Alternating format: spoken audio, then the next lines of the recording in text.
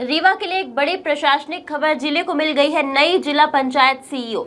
मध्य प्रदेश सरकार ने गुरुवार को 32 आईएएस और राज्य प्रशासनिक सेना अधिकारियों का बड़ा तबादला आदेश जारी किया है और इसी लिस्ट में रीवा का नाम भी शामिल है। चलिए सबसे पहले जानते हैं रीवा को कौन संभालेगा और फिर पूरे प्रदेश में हुए इस बड़े प्रशासनिक फेरबदल को विस्तार से समझते हैं। रीवा जिला पंचायत की नई मुख्य कार्यपालन अधिकारी यानी सीईओ बनाई गई है श्रीमती सृष्टि देशमुख गौड़ा।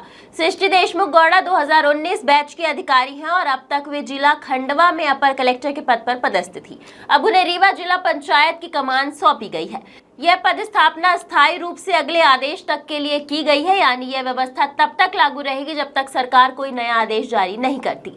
अब समझिए इस पूरे आदेश की तस्वीर। यह कोई एक दो अफसरों का ट्रांसफर नहीं है, बल्कि एक साथ 32 अधिकारियों को इधर से उधर किया गया है, जिसमें कई जिलों में चेन रिएक्शन जैसी स्थिति बनी है, यानी एक अफसर के हटने से दूसरे की एंट्री और उसके हटने से तीसरे की एंट्री।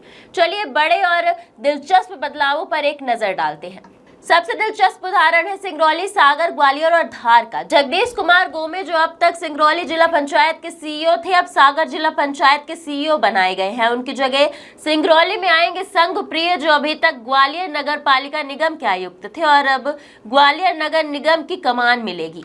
अभिषेक चौधरी को जो पहले धार जिला पंचायत के सीईओ थे, यानी एक ही आदेश में 4 जिलों की कुर्सियां आपस में बदल गई हैं।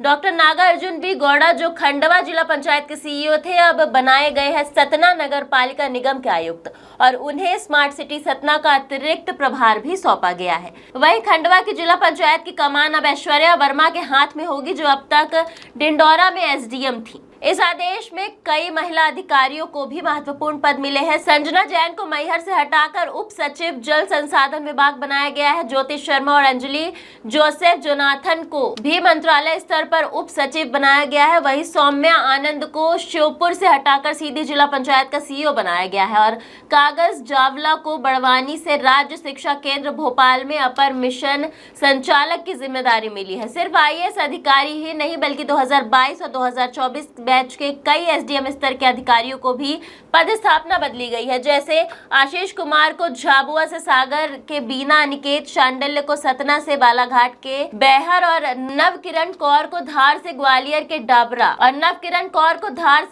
के डबरा में एसडीएम बनाया गया है। कुल मिलाकर 2024 बैच के 9 सहायक कलेक्टर को पहली बार एसडीएम की जिम्मेदारी दी गई है। जो कुल मिलाकर मध्य प्रदेश सरकार का यह आदेश सिर्फ एक रूटीन तबादला सूची नहीं बल्कि एक बड़ा प्रशासनिक पुनर्गठन है, जिसमें अनुभवी अफसरों से लेकर नए बैच के अधिकारियों तक सबको नई जिम्मेदारियां मिली हैं।